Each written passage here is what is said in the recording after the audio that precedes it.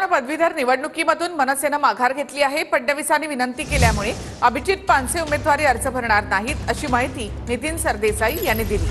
तर महायुतीकडून निरंजन डावखरे यांना उमेदवारी देण्यात आल्याची माहिती देखील सरदेसाई यांनी दिली आहे। त्यांनी स्वतः येऊन जी विनंती केली त्या विनंतीला मान देऊन राजसाहेबांनी आज असा निर्णय घेतलेला आहे की ते आमचे अभिजित पानसे हे या निवडणुकीचा अर्ज भरणार नाहीत। फक्त निरंजन डावखरे हेच त्याचे उमेदवार असतील। सन्माननीय मनसे नेते नितीन सरदेसाई आणि स्वतः उमेदवार असलेले अभिजित पानसे माझे मित्र त्यांचं देखील आभार मानतो।